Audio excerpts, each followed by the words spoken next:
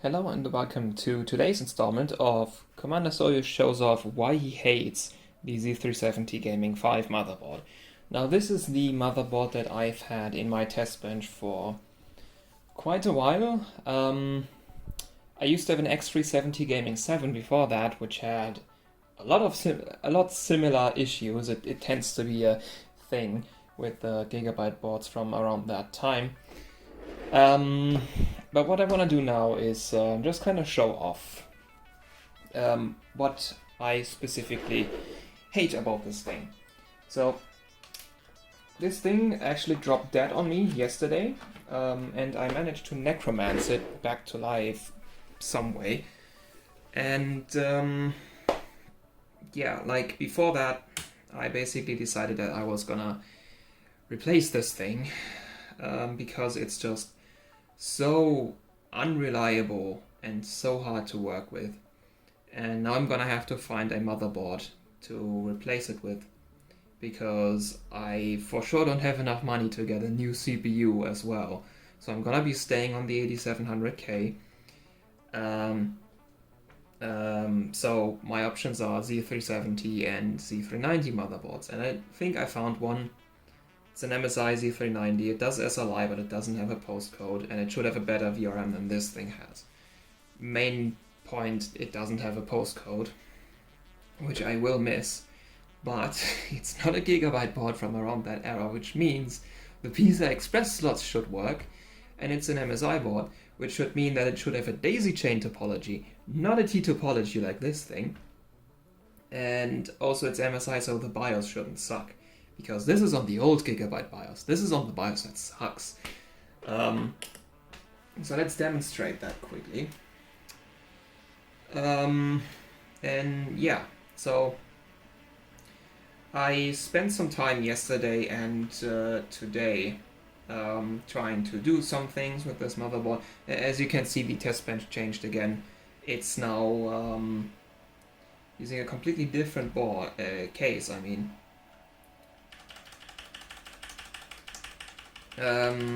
Which is now, you can't really, oh, great. Yeah, you see what I mean? You see what I mean? This thing just doesn't fucking work. I mean, okay, this is the OS, but it tends to do that. I don't know why. Hello? I'm pressing escape. Alright, reset button then. Yeah, this thing just tends to have issues. That Windows, by the way, is I installed that today, a few hours ago. So it's not like it's bloated to hell or anything. It literally has nothing on it except GPU-Z, CPU-Z, and testmem 5.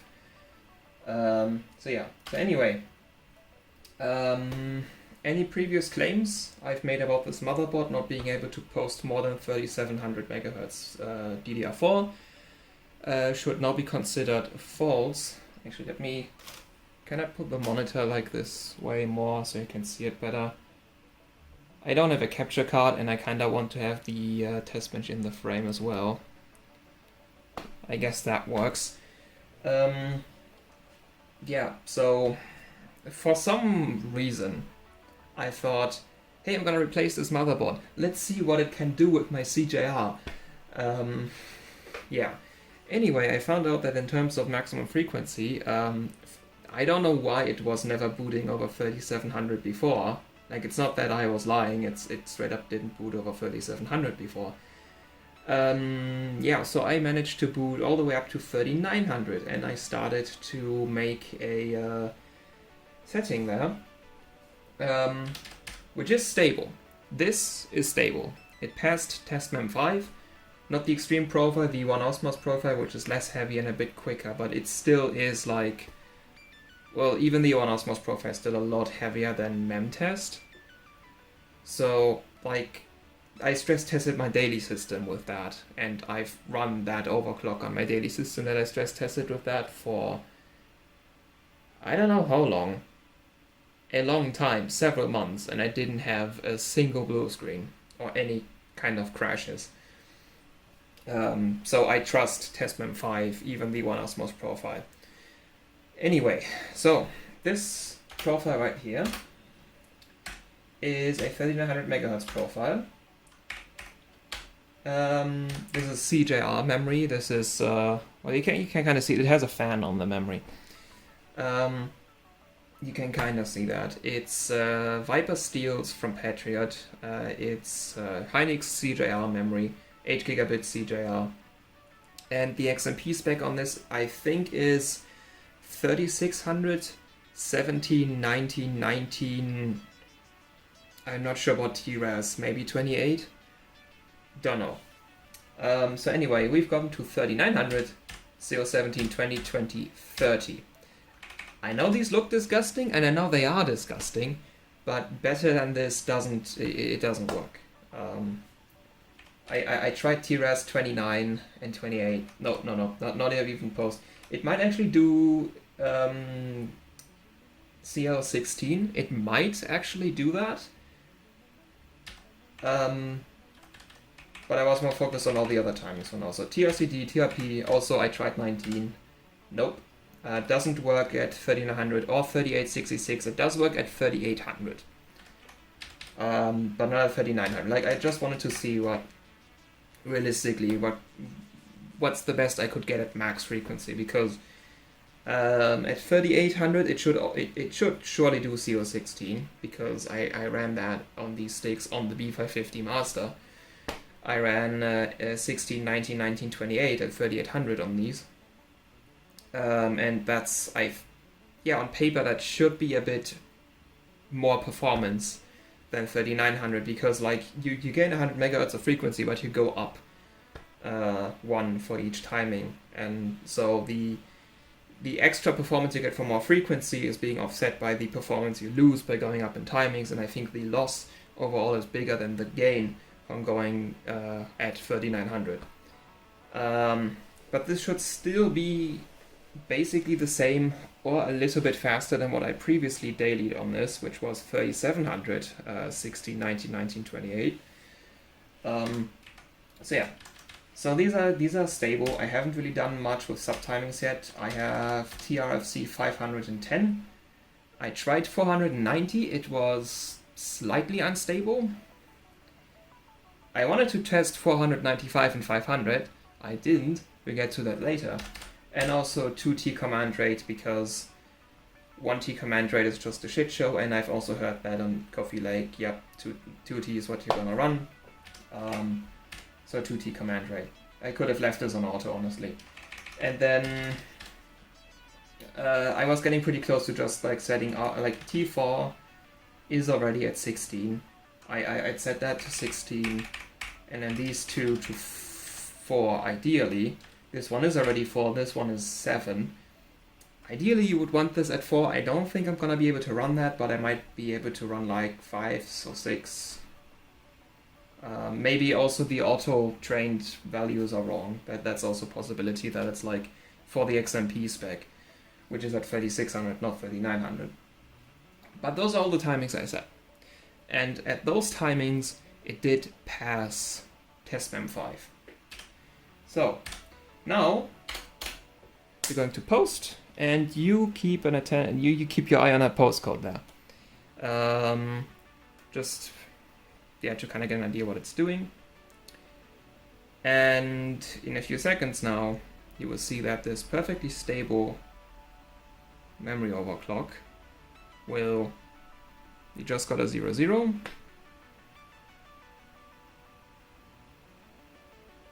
You're not gonna work now, are you? Motherfucker. Okay, now I look like an insane person. This did not work. I tried this repeatedly. Not just a few times. I tried this like 5 times. This profile would not post. I would always have to boot it up, reset the CMOS, post 3800, and then post this, and only then it will work. I have no idea why it works now. Are we actually at 3900? It might have just gone JDEC. It does that sometimes. Motherfuck.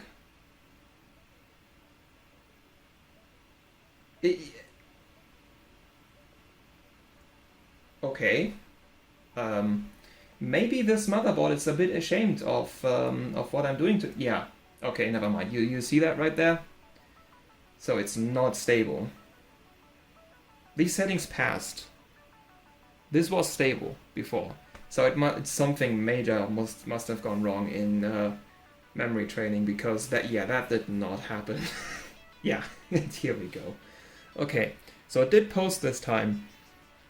But you can see just how bad the memory training on this thing is.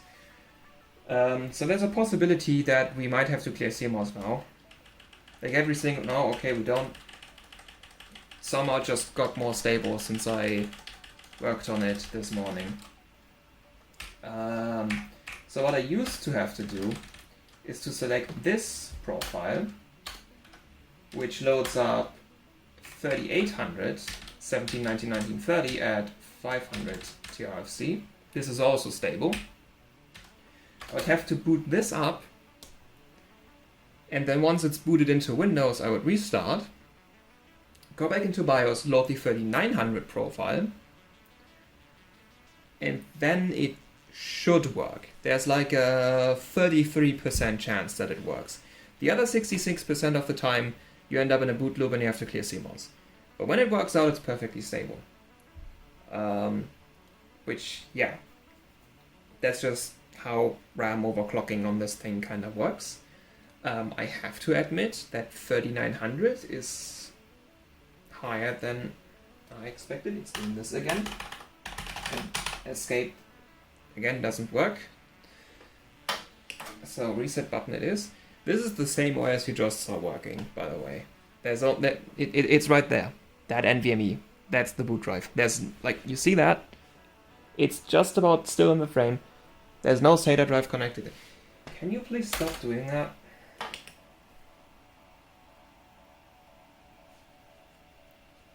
Like, it's not this Windows. It's not this Windows installed's fault. I wanted to go into... Let me go into BIOS, damn it. Yeah, so I was saying, I installed this Windows today. And I did the same thing with the other Windows I had before I installed the other Windows today, which was on a completely different drive. It was the same kind of installation, which is Windows 10 Superlight. So maybe it will help if we just do this. But yeah, it just kind of tends to boot up with the OS broken like that. And I also have no idea what's causing that. Maybe it will work this time, because there's more things. I'm not done complaining about this thing. I'm just getting started.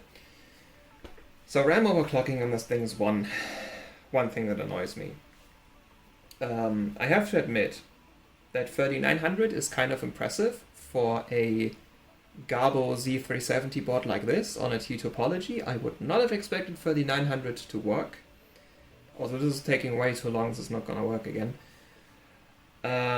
So I have to give some credit. 3900 is quite good for a board like that. Like, keep in mind, this came out before X370. I think it came out after X370, but like X370, you're lucky if you get 3200, not 3900. Also, this is a T topology. T topologies are just kind of bad for 2 sticks of RAM. They're better for 4, but they're worse for 2.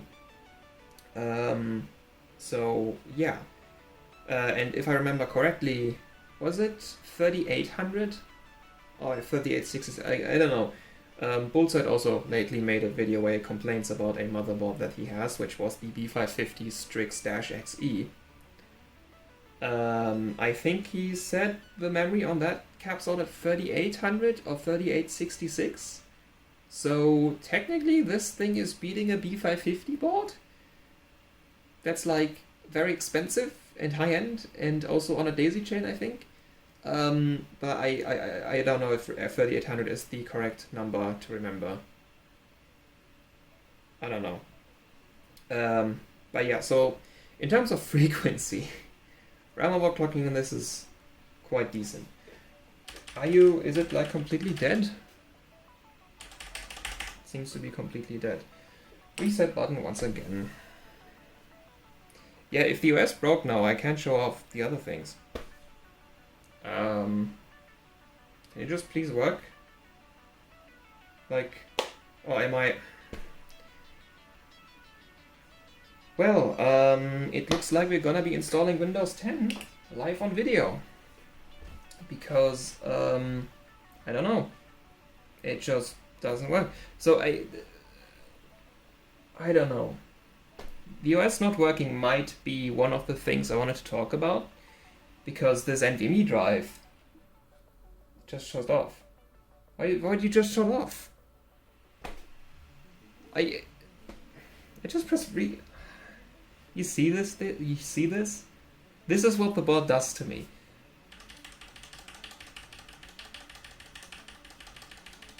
Come on.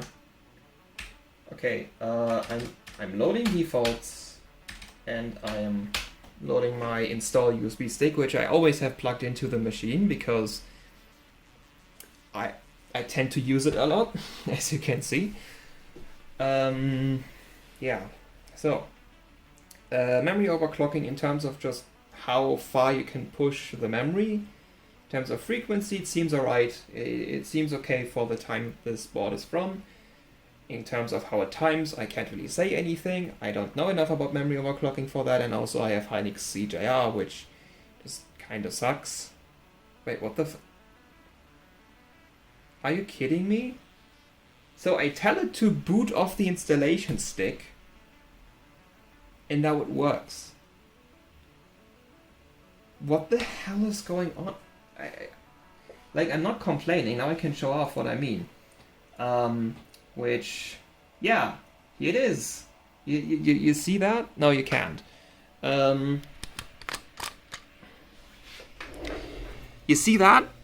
How we have 16 very nice and should be functional PCI Express lanes, but we're only using one? Yeah, it does that. A lot. Like 3 out of 4 times it does that. Sometimes even between reboots. You don't even have to remove the graphics card and plug it back in. You just have it working at 16x, and then you reboot for whatever reason, and it comes back at 1, 4, or 8. And it's not just the main PCI Express slot, it's all of them. They're just randomly dropping lanes, and this is what the Z370 Gaming 7 did too. And something just crashed. Yeah, Windows install like several hours old. So yeah, it does that a lot. So that's mainly the reason why I haven't gone around to do Sub-Zero sessions yet, because I could have. But currently I'm spending more time on, well, I posted an image today. This is the HD 7950, and as you can see I put some kneaded eraser on it for insulation, because I'm testing that, how well it works compared to plastic dip. So I'm spending more time on that, because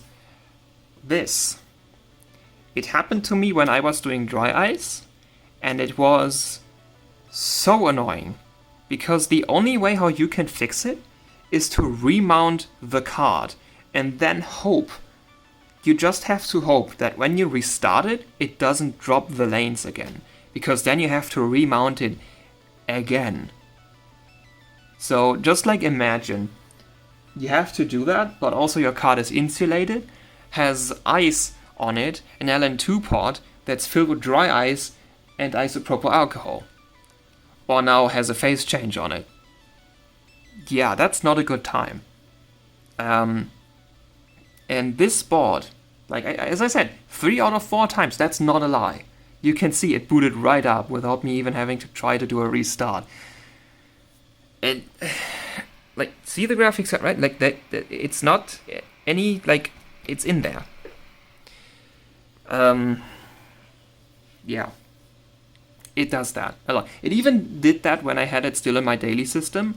One day my performance on my 2080 Ti was really, really bad, and I wanted to know why, and then I saw, oh, 1x. Yeah, maybe that's why performance sucks. So I had to, I have my 2080 Ti on a riser, so I just plugged the riser, out and put it back in. But still, Which motherboard does things like that? They shouldn't be. I just hate this. This is so bad. Yeah. And also the OS refusing to boot up. I have a feeling because this NVMe SSD is like, that's just a PCI Express 4X link, right? An M.2 slot. I have a feeling this is also dropping lanes, and that's why OS keeps not wanting to boot up sometimes. Because I guess that's what it does. And it's... yeah. So, very weird behavior when it comes to memory training. So that you have to painstakingly boot and reboot and reset CMOS in certain ways for it to work. Then we have this, which is just the PCI Express slots not working, which is basically the most annoying thing about that. Now we get to another thing, which is related to the vCore VRM. So I'm gonna do another thing. I'm gonna reboot again. I'm gonna stick the camera back in here.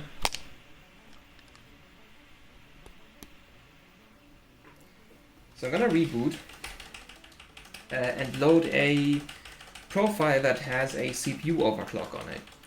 And that's not a 100% chance. It sometimes it actually works for quite some while without having problems. Okay. Here's another thing. This thing has dual BIOS. It doesn't have dual BIOS switches. We just landed on the backup BIOS for I don't know why. We just landed on the backup BIOS. We didn't have any post fails. I mean, it shut off once when I pressed the reset button. But that can be like... Is that what made it go to the backup? Yeah, anyway, profiles are all gone. The version is now like some ancient F3. That's like the release version. Thank you. So now we are on the backup BIOS. Yeah, and this doesn't have BIOS switches. So... there's only one way to get back to the main BIOS, and that is to cut AC power. Oops, bumped the camera. Take the CMOS battery out. Press down the power button for like 10 seconds. Put the CMOS battery back in. Reconnect AC power and power it up. And now hopefully we're back on the main BIOS.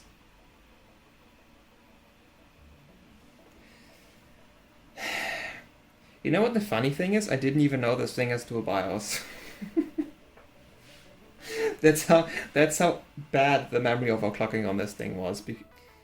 Okay, it failed to post. We are probably on the main BIOS.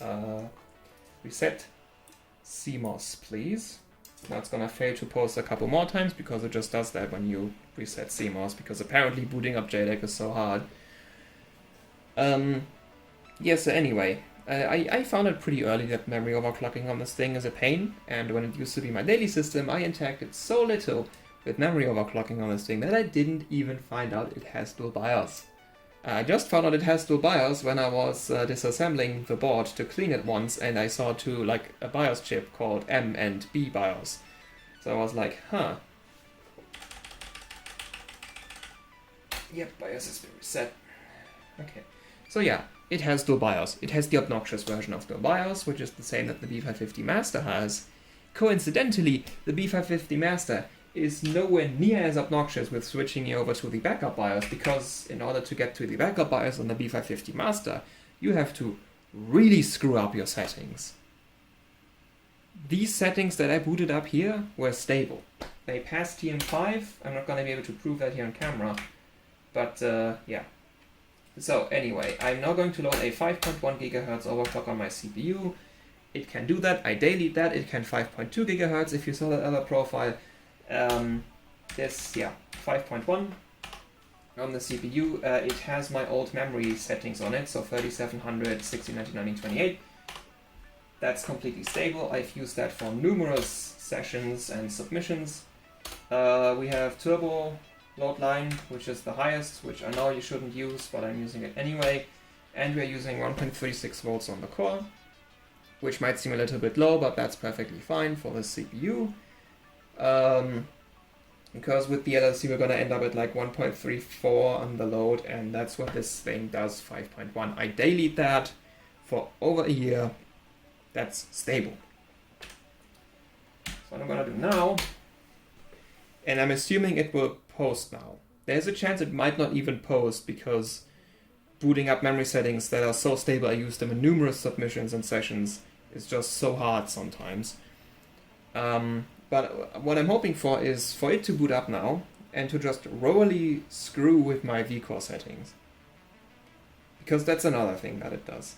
If you remember back, the Z370 Gaming 5, which is the step down, not the, wait. Oh, I don't remember. There was like there were two versions of the Gaming 5 for Z370. One with a white shroud that had a good VRM, and one with a non-white shroud that had a bad VRM. I think the issue appeared on both, but I'm talking about the bad one specifically because that one is a board that Buildzoid had, and he also had a Ryzen 7 1700, which got degraded to hell after that board shoved, I think, 1.55 volts or something into the SoC rail. And now you might have figured out what I'm trying to show off here, because this board, it is, okay, we failed. Of course we failed to post. Okay, you know what, I'm just putting it in manually. Screw the memory. Actually, it might not work without the memory, because you need to, what?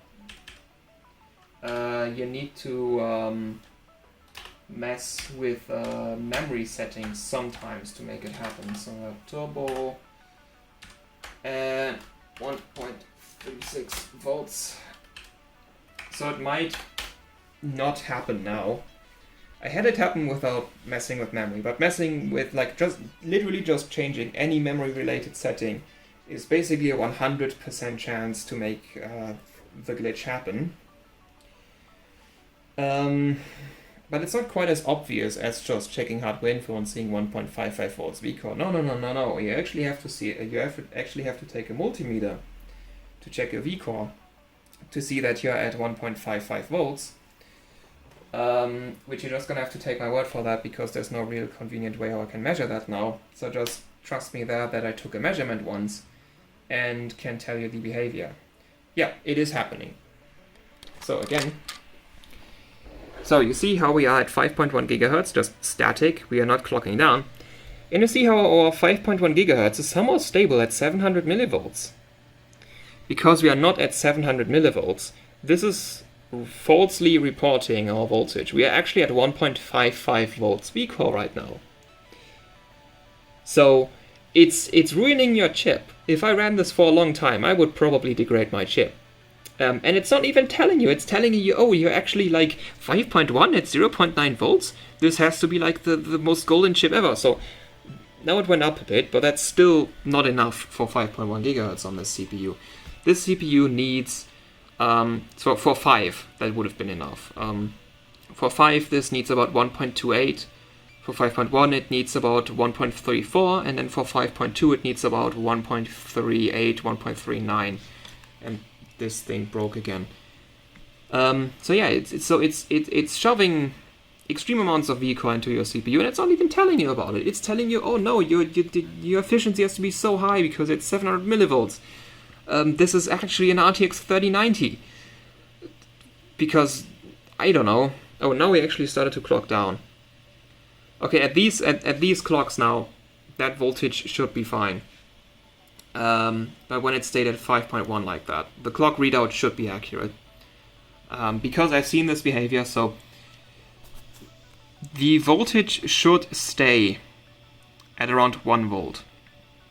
When it's overclocked, like when it's properly overclocked, it is actually at 5.1 gigahertz right now. But when it's working, yeah, you also see 1.44. That's way above the 1.36 that we set. So it's just grabbing random voltages from somewhere and showing them to us. And in reality, it just goes to like, I don't know what's about 1.55 volts, but I saw like Buildzoid said something about that happening to a CPU. I also saw on my Z370 Gaming 7, I also saw getting 1.55 volt speed core. At least there, it was telling you that's actually shoving that into the CPU. Here it's not. Here it's just grabbing some random VID voltage or something to shove into the CPU. So now we're going to restart, because I actually want to keep this chip and not degrade it to hell. Yeah, so this is the fourth thing that really annoys me about this motherboard. So to reiterate, RAM overclocking, just awful training behavior, PCI Express slots dropping out, dual BIOS, killing your CPU without telling you, and yeah, and the rest is basically just general weirdness. This board just has issues. I don't know how else to describe it. There's just weird things happening with it from time to time. I actually had it earlier today. If I find I did make some pictures of that. If I remember to edit it in, I can show you. Basically, the board was having a lot of reboot cycles, and I reset CMOS, I pressed reset, I cut AC power and all that stuff, and it just wouldn't show an image, it just wouldn't show up. It was not detecting the graphics card, not detecting the boot drive, just whatever random errors that prevent it from working. And then finally I actually got into the BIOS, but I was not treated by what you see right now. I was actually on the same save and exit page right here, but instead of showing this menu, it was actually showing the hardware information about my NVMe drive here. So I don't know where I can find it.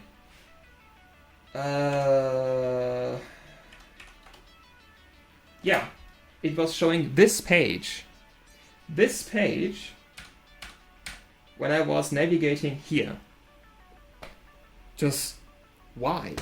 And then when I pressed F2 to get into like the easy mode, instead of showing me all the information here, everything that was like written turned into some random, what I guess is Taiwanese letters, because Gigabyte's from Taiwan, so I guess their engineering team speaks Taiwanese, and that's the language they use to program. So anyway, it converted into like what I presume to be Taiwanese sign language. But not that it translated the entries into Taiwanese. No, it just replaced every bit of text with two specific letters. Which is just, and then also like, this window was missing, this window was missing, this was missing, this, all the yellow text didn't exist. All the white text got replaced, but the yellow text was just completely gone. This second row of fans didn't exist, this didn't exist. And then when you went into the normal mode again, when you open this window, all of this text also got converted into these weird letters. I have no idea how that happens. I quite literally took an image of that and then posted it in Discord and was just, I have no idea what's going on anymore, because I just don't. What is going on here? Like, my motherboard spontaneously turns Taiwanese because I guess it didn't like my memory settings? Like, yeah. Awful motherboard. Awful motherboard. Sadly, the board looks nice. I quite like how it looks. It looks awful on camera, but in real life it looks kinda nice. So, I'm gonna spend the money that I didn't want to spend in the first place because my mouse just broke, and I also need a new headset because the old one was starting to fall apart, so I spent a lot of money already that I wanted to keep. But I guess now I'm spending even more money to get a proper motherboard for this thing that does actually work. If I'm getting the board that I'm eyeing right now, I'm gonna lose the postcode, but I'm gonna retain I'm gonna actually get a better VRM, probably better memory support, and also still SLI support. So, yeah. And it will be Z390, not Z370 like this one, though I don't think that will make a difference. So I'm gonna spend the money on that board, which is like around 120 euros.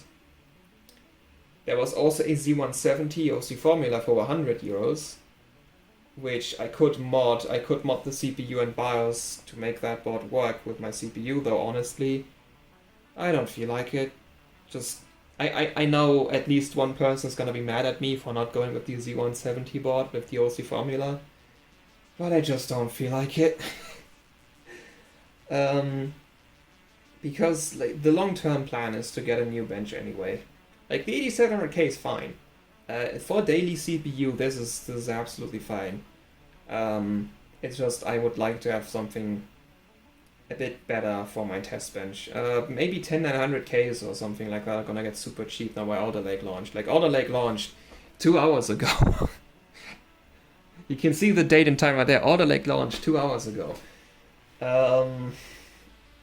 So maybe now like 10900Ks are gonna get super cheap, because the thing is, as much as I would like a B550 based bench, I do mostly 3D benches, and for Vantage, actually I'm not sure about Vantage, but for 3D Mark 11, you need an Intel CPU. It just hates AMD, and I think for Vantage it also works better on Intel. Firestrike and Timespy should be actually better on AMD. And I actually prefer 3D Mark, like Timespy and specifically Firestrike. I actually prefer those over the other two, so I might still go AMD. But, yeah. Because I want a motherboard that has SLI, a postcode, and preferably good BIOS and memory overclocking. There's basically no B550 board that has all this, because the only SLI B550 board is the B550-XE, and we already talked about that in this video. It's bad. Like, if Gigabyte added SLI to the Vision D, then I would have just taken that board. But because of the motherboard situation, I'm not too sure if I should go, like... If I just wait for Vcache, I could maybe get a cheap Ryzen 5000 CPU, like a 5600X, or maybe even a 50... Like, I have a 5800X on my daily already, but I don't feel like removing that from there, because that would mean I go back to that board in my daily, and no, I won't. Maybe, well, if I get a 5900X, that would be really good, but those things are hella expensive. And also, I'm probably looking at an X570 board. I'm gonna lose some BCLK overclockability, but honestly, I don't care. I don't go for memory frequency validations, or just generally anything that needs BSOK a lot. I mostly do graphics cards, and for that X570 is fine, it's just also expensive. The only thing that I can get cheaply is a good B-die kit, because the 4400 CO19 kit is currently just 100 euros over here. For like really good B-die. So that's the only thing that I can easily get. I probably would have bought that if the motherboard didn't decide to become even more useless than it. Like, because those issues I described, they've gotten worse over time. Like the PCI Express slot dropout thing, it always happened, but as of late it got really severe. Like 3 out of 4 times you do drop PCI-E lanes, and that's, just imagine SLI with this. No, I'm not doing that.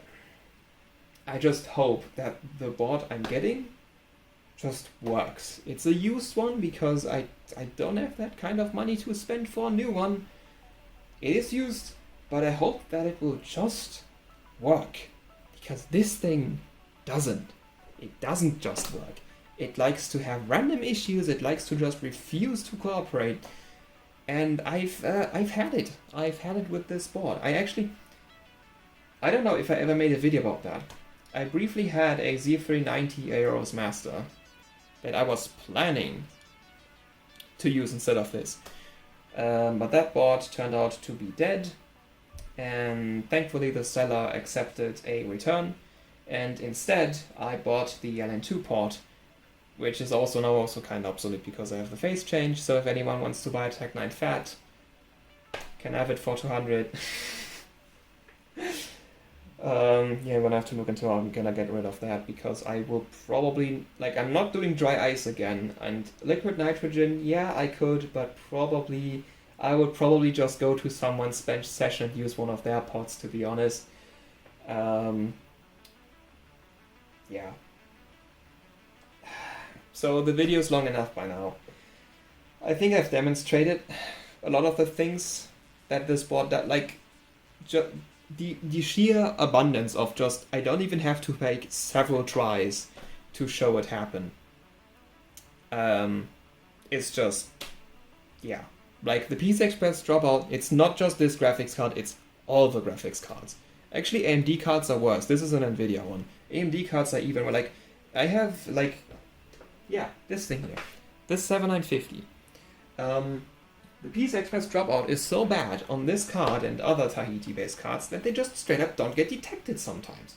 It's just, oh, it's just not there. Because we're not going down to 1x, we're just losing the entire PCI Express load. It just doesn't exist, so the card's not getting detected. It's not there. So, this makes using this bench just so hard and frustrating. I just want a board that works, okay? Okay, that's been like 42 minutes of unfiltered German salt. I think it's enough now. I think you have gotten the idea of how much I don't like this board. To use at least. I still like, say about RGB what you want. I don't really care about that it's RGB. It could also be red paint, but I actually kind of like the visual design of this thing. Which means I'm probably gonna, like, put it up on my wall, like, there. Probably there. I have some things on my wall already. Mostly just, well, not just mostly, all of these cards have some sort of defect that makes them very unusable or straight up not repairable. Yeah, I don't know. I might put it up on the wall sometime, just to look at and not ever use again. So, yeah. Thank you all for withstanding this. I don't know what kind of video it is. It's a salty rambling video. I guess that's what it is. Thank you for getting through this entire salty rambling video. I hope to get new motherboards soon. And I hope that new motherboard will actually work. If not, then, yeah, I don't know. I'm gonna resell it probably, and then just not bench until I can afford an entire new bench. That's gonna be really hard. Yeah. So, thank you for sitting through this. I've said this for like the 5th time now. So, until next time. Goodbye.